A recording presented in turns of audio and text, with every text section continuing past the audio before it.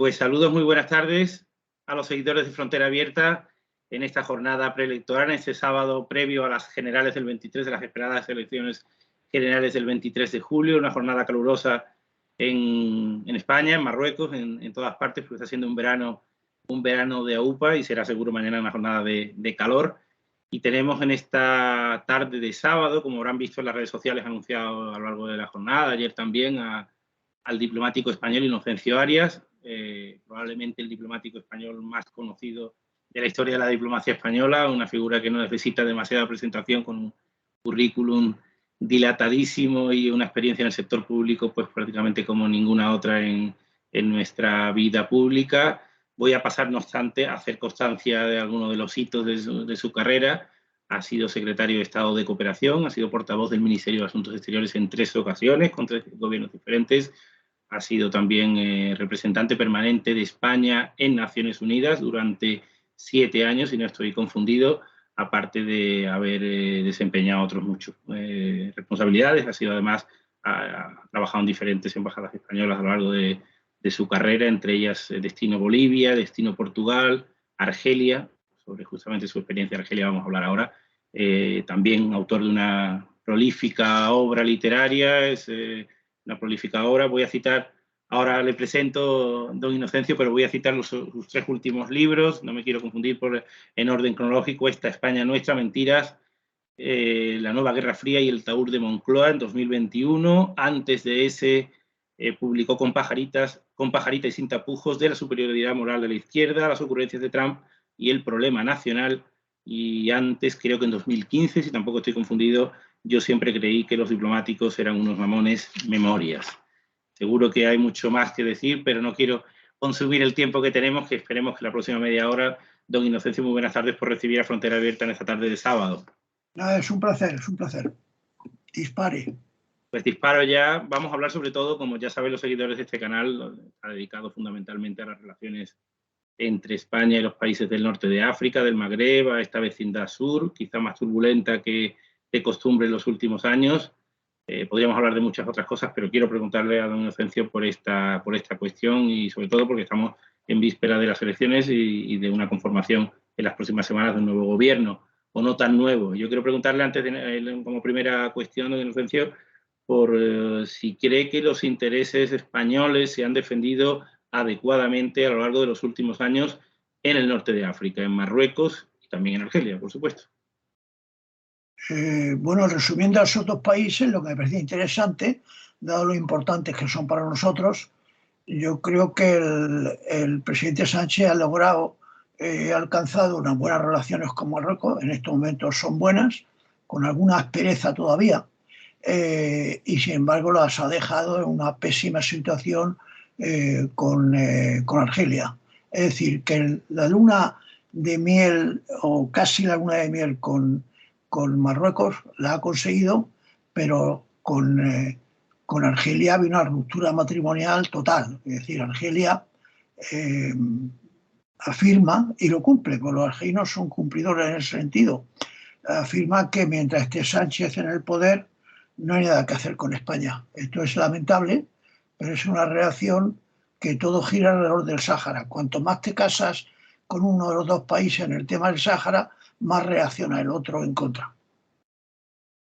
¿Y cree que se podía haber hecho de otra forma las cosas para haber preservado esa relación, que estaba en un momento de crisis? Porque estaba en un momento de crisis. Ya vimos que prácticamente desde finales de 2020, todo 2021 y parte también hasta ese mes de marzo de 2022, en que se arreglaron las cosas con Marruecos, se podrían haber hecho de otra manera para haber reconciliado la posición, haberse reconciliado el gobierno con Marruecos y no haber quebrado de alguna manera la relación con Argelia.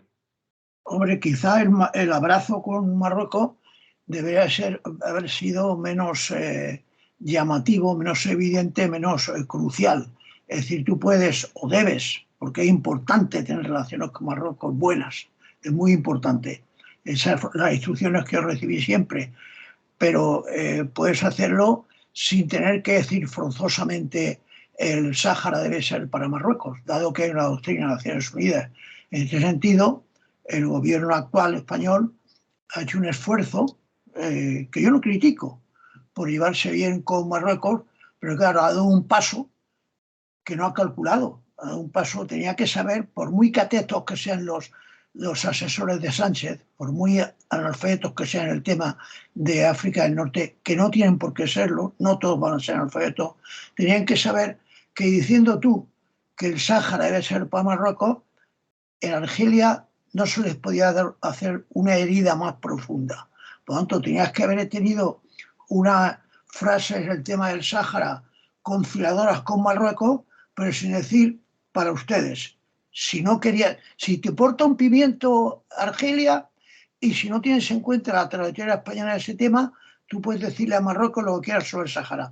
Si te importa algo las relaciones con Argelia, si te importa algo lo que dice Naciones Unidas, creo que el presidente Sánchez se ha excedido en su concesión. Yo quiero preguntar, al hilo de esto que habla de los asesores del presidente o de la presidencia, ¿cree de verdad que no se calculó o se calculó y se dio por buena la posible reacción de Argelia? Uno, se minimizó la relación con Argelia, se minimizó la relación que podía tener Argelia, pensaría que va a coger un berrinche temporal, pero que la cosa podía más o menos normalizarse.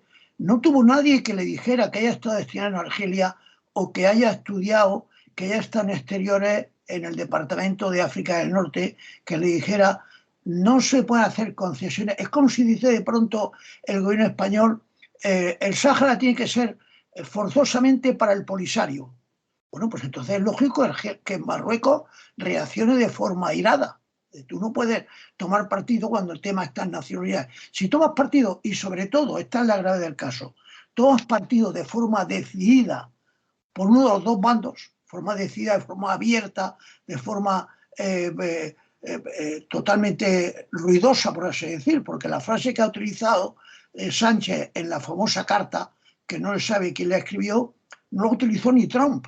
Es decir, Sánchez se fue al superlativo. La solución del Sáhara más viable, más útil, más práctica, más, utilizó el superlativo. Esto, claro, ¿cómo iba a caer esto bien en Argelia? Se necesita ser cateto para darse cuenta que esto era una puñalada para Argelia. Justamente por eso de esa carta le quiero preguntar, porque es obligado. ¿Usted cree que le han preguntado en la campaña? Muchas veces le han preguntado al presidente por esa carta, por cómo la redactó, cuándo salió de Moncloa, hay información contradictoria, evita una y otra vez en el Congreso de los Diputados hablar en concreto de cómo se produjo ese apoyo por escrito al rey de Marruecos y sobre todo también ha evitado responder contrapartidas. ¿Qué le llevó a hacerlo en ese momento? ¿Qué respondió Marruecos? Hay muchísimas cosas que no están respondidas. Pero yo le quiero preguntar porque él, recuerdo que ha sido una entrevista, si no recuerdo mal, la que hizo con Ana Rosa Quintana hace unas cuantas semanas, él decía que no había tal giro, que un apoyo, un destacar, un subrayar en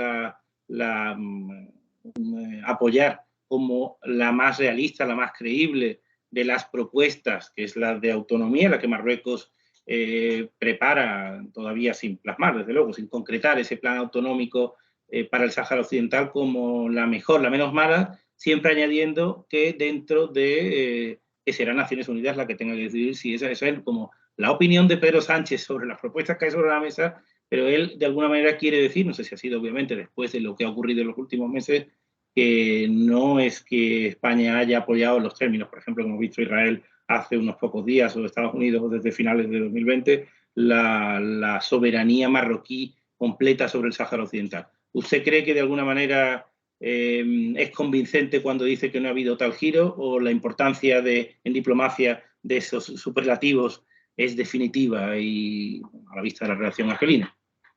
Yo creo que Sánchez miente de una forma aparatosa. Primero, no da explicaciones de por qué el giro, no da explicaciones. Es un giro inexplicable e inexplicado. Yo no cuestiono que intente llevarse bien con Marruecos. Cualquier presidente de gobierno español que no intente llevarse bien con Marruecos, intente no encolonizar a Marruecos y que trate de no encolonizar a Marruecos, lo que tiene que hacer. Marruecos es importante para España. Ahora bien, él miente como un bellaco porque ha habido un giro radical. Primero, no explica qué ha obtenido a cambio.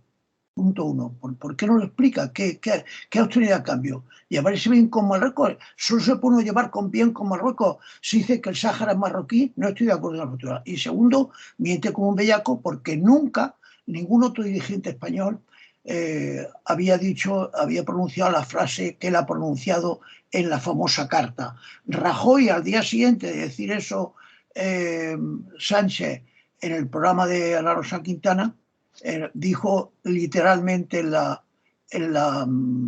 COPE, creo que fue: nunca he dicho yo que la solución del Sáhara tenía que ser la anexión a Marruecos. Hemos dicho que tenía que ser la que pronunciara, la que dijera Naciones Unidas. Por lo tanto, es posible, voy a hacer una concesión a Sánchez, es posible que en su corazoncito Zapatero pensara lo mismo que Sánchez, pero Zapatero no lo formuló así nunca. Y Rajoy, por supuesto, Rajoy dijo justamente lo contrario: no irritemos a Marruecos, pero el tema está en Naciones Unidas, que él debe pronunciarse. Sánchez, en ese caso, como en otros, miente. Ahora hemos visto que ha mentido en lo de las autopistas, ha mentido. Él ha cambiado la postura, él sabrá por qué. Si ha conseguido algo importante a cambio, entonces habría que considerar si ha conseguido lo suficiente, pero es que no está claro, la carta no está clara. ¿Quién escribió la carta? ¿La escribió Sánchez o la escribió el Palacio Marroquí y luego hicieron la versión general? No lo he explicado y ha sido confuso sobre eso. Ahí voy. Yo tengo una teoría que se la voy a exponer. Sánchez, probablemente en su afán de llevarse bien con Marruecos y no tener más problemas con las pateras y con la gente que invade Ceuta o Melilla y tal, ha querido hacer un giro.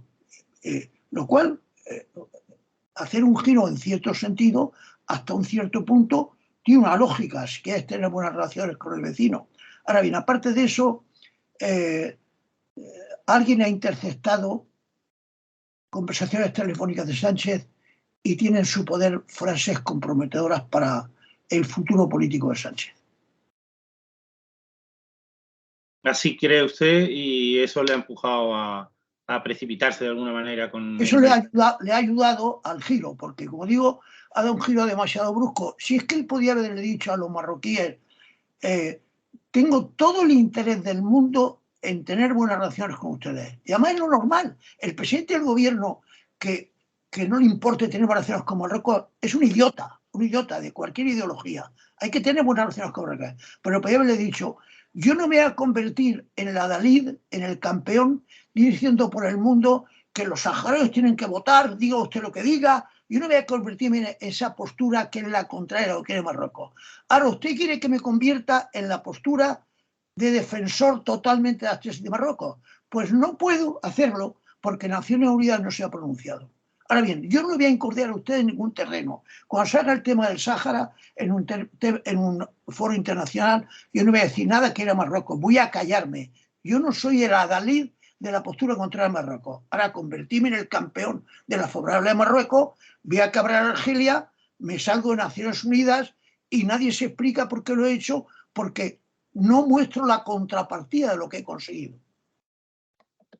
Yo creo que de alguna manera Marruecos, si esa carta le ayudó a Marruecos a redactarla, era consciente perfectamente de hasta dónde puede un país como España llegar, porque son 3 líneas, es un telegrama, o sea que yo creo que hasta los adjetivos, el orden y el superlativo están pactados perfectamente entre las dos administraciones y Marruecos, quiero decir, Marruecos sabía que no podía llegar más allá, no podía llegar a los términos de Estados Unidos o de Israel la semana pasada, y lo que no sabemos si es, como usted dice, si se hubiera conformado con menos. Pero en parte ha llegado más allá, porque Trump dijo una buena solución para el Sáhara, o debería ir a Marruecos, pero el nuestro ha dicho la más deseable.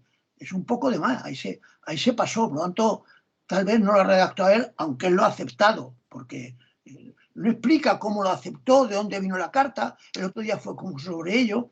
En esto hay algo más, aparte de su deseo de cambiar la política española.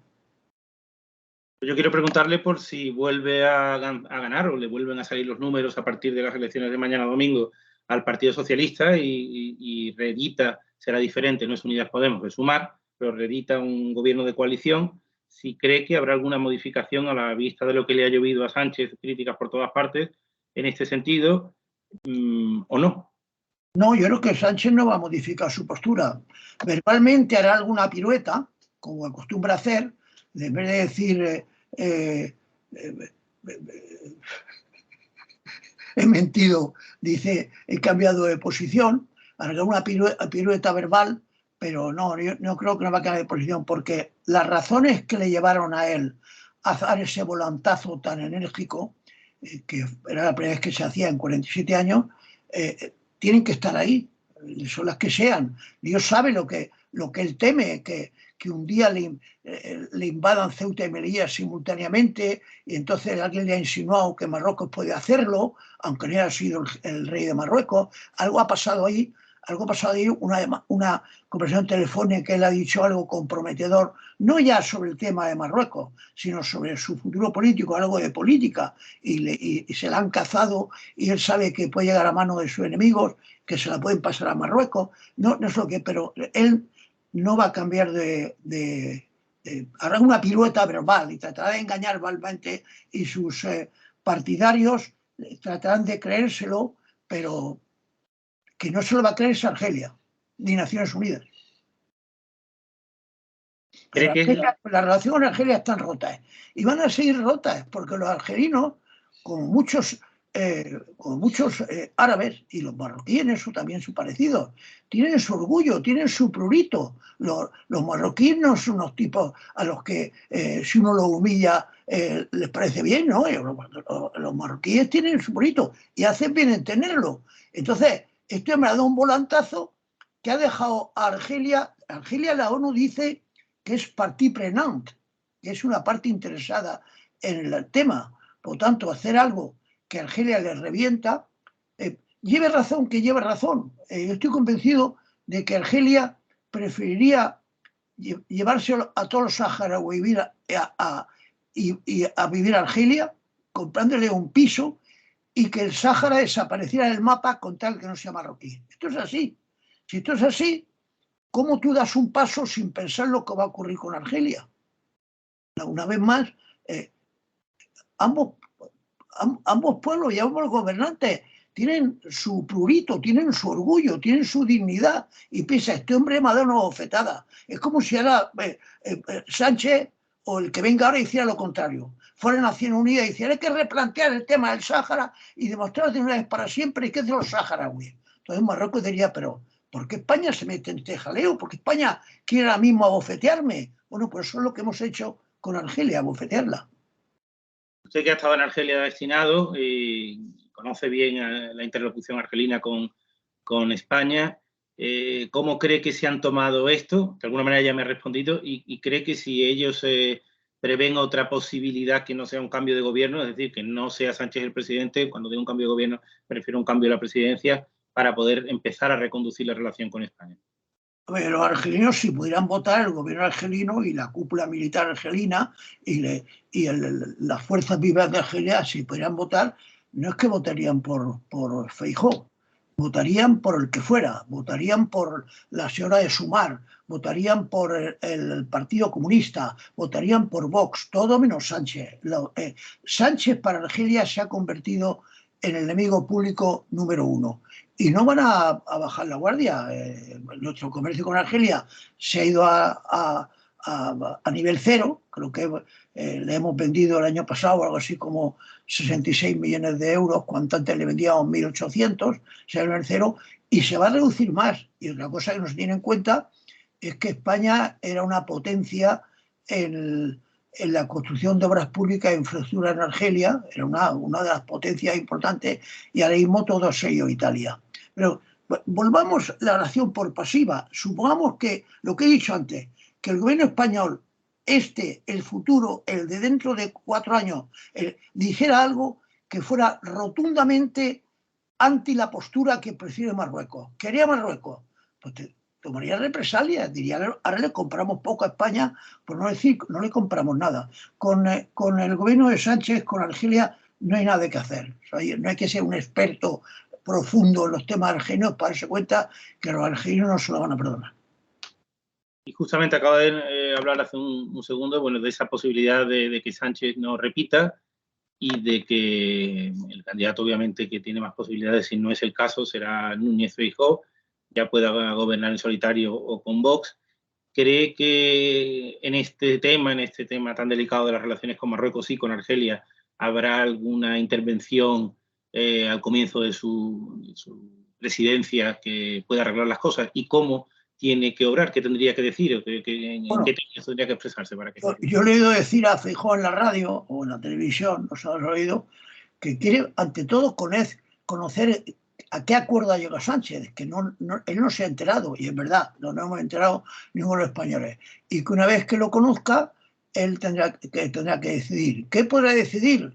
Pues no lo sé. Yo no conozco a Feijóo, bueno, lo conozco, lo he visto una vez, pero no estoy en su interioridad, ni mucho menos, y no soy del PP. Pero yo creo que tendría que llegar a una posición de decirle a Marruecos: crearle a ustedes problemas los mínimos. Ahora, no me hagan ustedes que yo repita la frase de Sánchez.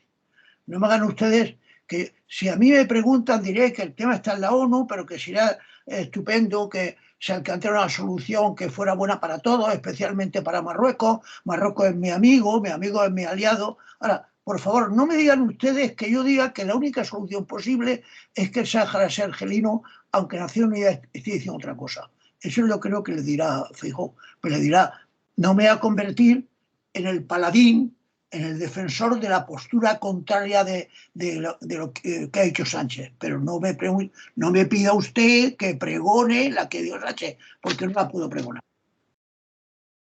Es decir, que no expresarse en los mismos términos, no hacer una declaración al comienzo de su mandato apoyando, defendiendo como la más creíble, realista y seria de las propuestas la autonomía de Marruecos sobre el Sáhara, puede ser suficiente para tampoco alterar lo conseguido hasta ahora con Marruecos y sin embargo, sí empezar a encauzar la relación con Argelia.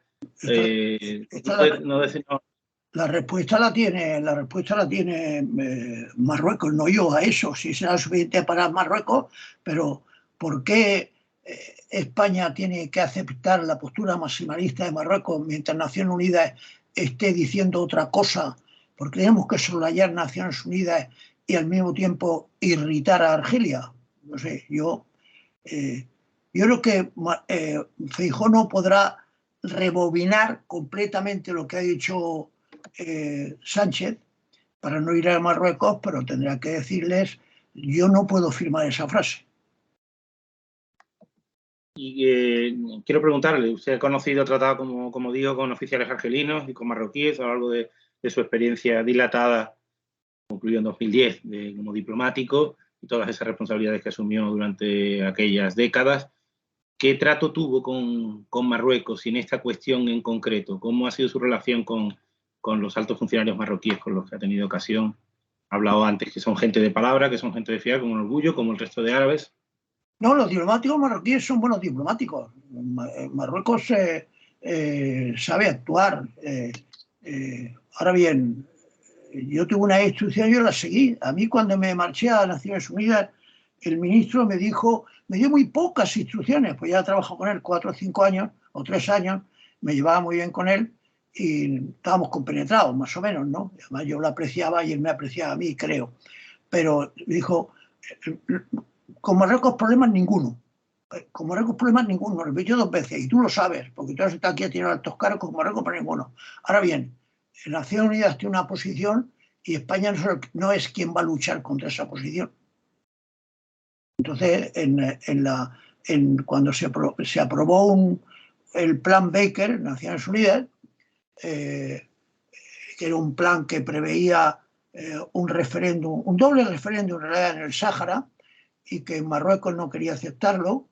El Polisario en un primer momento, yo lo sé muy bien, conozco muy bien el tema, porque yo era el presidente del Consejo de Seguridad en el mes que se aprobó, en el mes de julio del año 2003.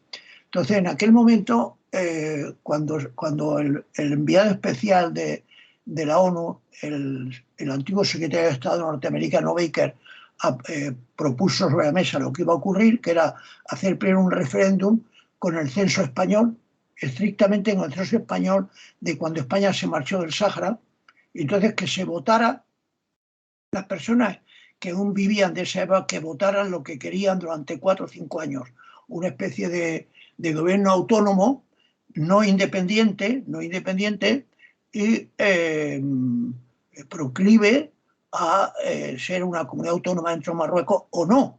Pero pasados 4 o 5 años, después de que ese gobierno hubiese gestionado los asuntos de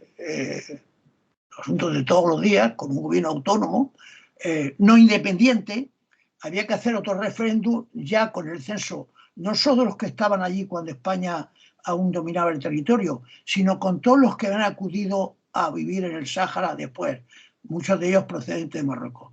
Y lo que ellos decidieran es lo que tenía que hacerse con el territorio. Si decidían una integración plena con Marruecos, bienvenida. Si decidían convertirse en una especie de comunidad autónoma como las españolas de Marruecos, fantástico. Y si decidían ser independientes, pues otra solución que no se podía descartar. Entonces hay un forcejeo considerable en el Consejo de Seguridad. Francia no era muy partidaria, España sí era partidaria, pero yo, como era el presidente, no podía tampoco hacer una actitud de lobby furibundo por la cosa. El que decidió la aceptación de esto fue la embajada americana, que contra toda sorpresa se pronunció a fondo sobre la aprobación del plan. Entonces, finalmente, el Polisario era reticente, finalmente el plan fue aceptado. En aquel momento, el embajador marroquí, que era un tío muy bueno y que vivía enfrente de mí y se iba a ver conmigo, pues ya estaba un poco menos contento conmigo porque yo era el presidente, pero como digo, el alma de que se aprobara el plan Baker fueron Estados Unidos, que en un momento, quizá porque el que lo proponía era un norteamericano, pero estaba totalmente a favor de que hubiese una votación. Entonces el plan se aprobó y luego no se ha implementado. Pero yo las relaciones con los diplomáticos marroquíes normalmente han sido bastante buenas, bastante buenas. Yo siempre he dicho, cuando alguno quería que hiciéramos algo, tal, y decían, no, aquí no irritemos. Cuando yo era secretario de Estado, Marruecos es un aliado de España, un amigo, nos puede crear muchos problemas, y nosotros a ellos, pero mejor no tener aquí. Vamos a tratar de hacer nada que moleste a Marruecos. Ahora, dar un volantazo brutal como se ha dado, eso tiene difícil explicación. ¿Y cree que España está siendo, aparte de esta cuestión del Sáhara, que esto estamos hablando de un año y pico de todo este giro, hasta ahora, o en esta experiencia de la que estamos hablando de los últimos 20, 30, 40 años, España ha sido leal con Marruecos, España ha tenido buenas relaciones por parte española, ha cumplido con las expectativas que probablemente Marruecos pudiera tener de nuestro país? España ha cumplido. Ahora, todas las expectativas que tiene Marruecos, no. Claro, pues la expectativa mayor que tiene Marruecos es España tiene que admitir que el Sáhara es marroquí. Con esa expectativa España la ha cumplido. La ha cumplido con Pedro Sánchez. Pero es que es una expectativa que Naciones Unidas no recoge. Entonces, ¿por qué España, antigua potencia administradora, tiene que ir más allá? En lo demás, yo creo que hemos sido bastante amigos y leales de los marroquíes. Pero claro, como los marroquíes, y yo lo entiendo desde su punto de vista, su punto clave en política exterior es el Sáhara, yo lo entiendo, hay que entender el alma marroquí. Ellos se han educado pensando que el Sáhara es de Marruecos. Entonces, ese es el tema capital, que es lo que no entendió, lo que ha entendido Sánchez, porque Sánchez ha conseguido muchas cosas a cambio, pero como parece que ha conseguido poca, no lo ha entendido. Dando un tema tan vital para Marruecos, España, colmar todas las expectativas de Marruecos es complicado. Es decir, acoger bien a los marroquíes en España, por supuesto. Si no lo hacemos, somos idiotas. Tener en cuenta los intereses comerciales de Marruecos, por supuesto. No crear problemas a las exportaciones marroquíes, por supuesto. Ahora, en el tema del Sáhara, saltarse Naciones Unidas, eso es más complicado. Y cree que, bueno, en general también en esa perspectiva que le dan los años de haber estado también trabajando con administraciones socialistas, administraciones también del UCD y del PP, ¿quién se ha llevado mejor? ¿Qué gobiernos globalmente han sido los que han tenido mejor relación? ¿Entendieron también mejor Marruecos y peor? Indudablemente, los 2 últimos años de Sánchez, desde que cedió el Sáhara, los 2 últimos años de Sánchez. Tampoco debemos olvidar, desde un punto de vista español, que algunas cosas de las que le prometieron no se han cumplido. Las aduanas no se han abierto, por ejemplo. No se han abierto. Y pateras siguen llegando. Llegan en menor número, pero siguen llegando. Pero, y otra cosa muy grande, muy grave, que es por lo que es inexplicable que Sánchez no lo cuente, otra cosa es que lo que se acordó en la famosa carta y las conversaciones era que ninguno de los dos países iba a hacer alusiones o menciones a algo que afectase a la integridad del otro. Y el presidente del Parlamento marroquí y otros dirigentes marroquíes han seguido dando la tabarra con Ceuta y Melilla. Es decir, ellos pueden pensar que Ceuta y Melilla les pertenecen, cosa que nosotros creemos que no les pertenecen, pero si hemos acordado no hablar nada que moleste al otro en la cuestión de soberanía de su territorio, pues cúmplalo usted. En ese caso es fácilmente demostrable que un sector marroquí no ha respetado el compromiso de Sánchez, del rey con Sánchez. Por último, para ir terminando, don Inocencio, le quiero preguntar, antes ha contado los entresijos de la aprobación del plan Baker y de su labor en el Consejo de Seguridad, justamente por el futuro de ese proceso en Naciones Unidas del que hemos hablado y al que se van a remitir los gobiernos españoles para la solución del conflicto. ¿En qué punto cree que está la solución, el proceso de diálogo? Bueno, que ya respondo yo, no hay diálogo en estos momentos probablemente, ninguno, pero ¿cree que tiene alguna viabilidad ese proceso en Naciones Unidas? O sea, ¿veremos solución en los próximos años? ¿O cree que hay que replanteárselo o pasar páginas? ¿Cómo ve globalmente el conflicto? No, yo no veo una fácil solución, porque Marruecos no aceptó cumplir el referéndum, el plan de Baker, cuando estaba, si no aislado en la escena internacional, porque siempre tuvo a Francia detrás de él, pero sí estaba más con menos seguidores. Ahora aún son pocos los países que apoyan la postura marroquí, pero ha conseguido algunos muy visibles, como Estados Unidos o como España, que es la antigua potencia administradora. Nosotros somos una gran potencia, pero somos una potencia media que fue la que la administró. Si ahora a España cambia la postura, pues aunque el gobierno español pedalea hacia atrás un poquito o un regularcito, un muchito, no veremos si puede hacerlo. Pero aunque el gobierno español pedalee un poco hacia atrás, lo que duda cabe de que ahora mismo ya Marruecos tiene algunos apoyos, aún minoritarios, pero algunos como Estados Unidos de peso. Biden, por ejemplo, no se ha atrevido a rebobinar, dado que Trump había conseguido algo muy importante con la concesión a Marruecos. Había conseguido que Marruecos estableciera relaciones diplomáticas con Israel. Y eso para un presidente demócrata, pues es un logro. Entonces Biden no...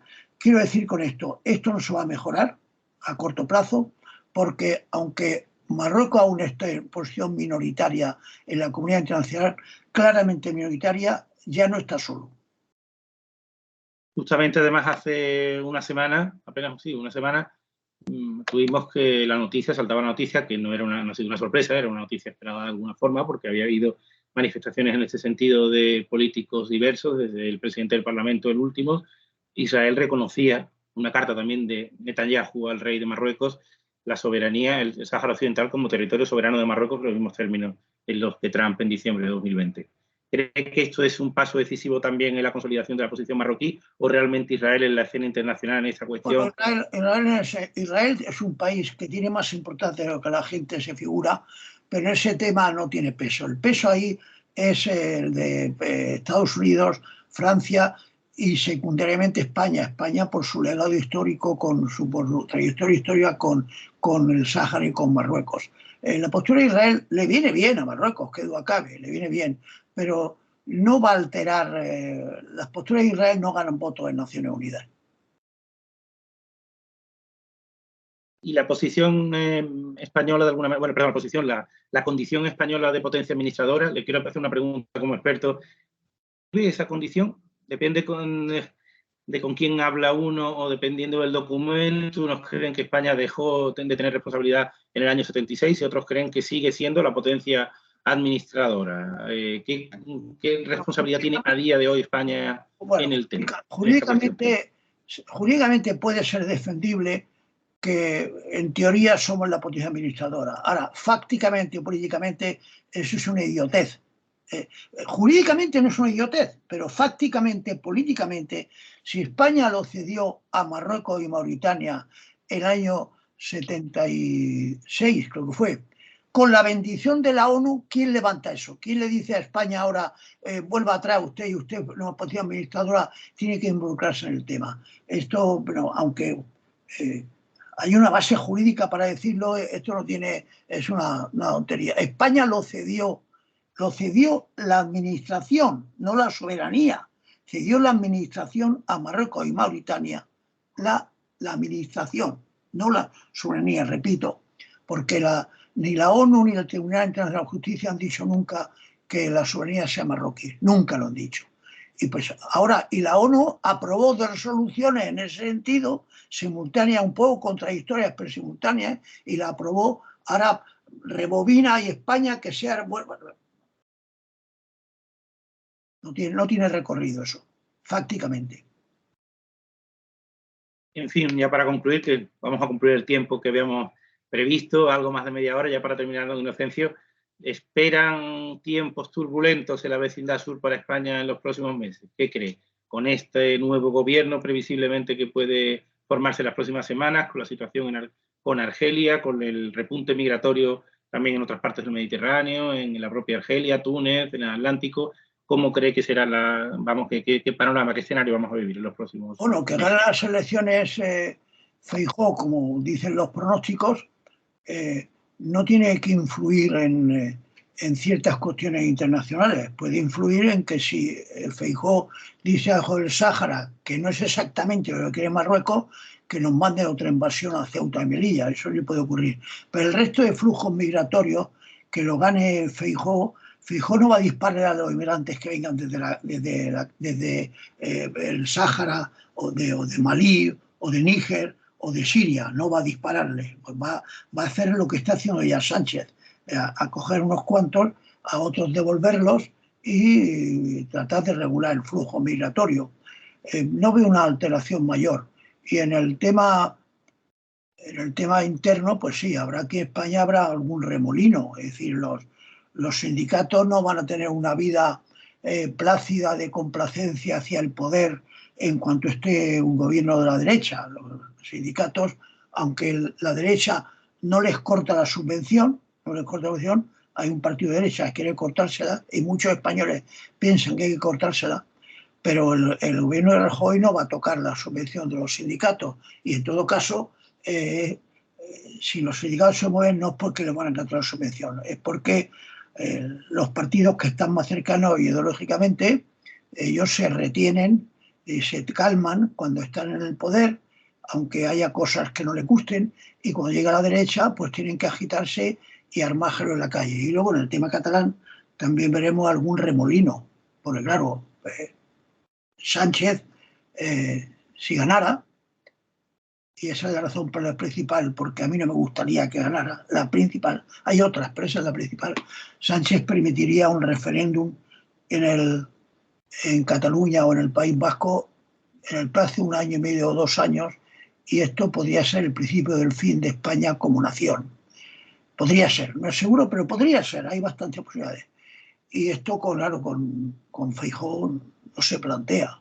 Feijóo no va a prometerles, ni siquiera veladamente, ni siquiera utilizando un lenguaje falaz, como haría Sánchez, que va a haber un referéndum, en absoluto. Y esto a los separatistas no les va a gustar, y los separatistas también pueden agitar la calle.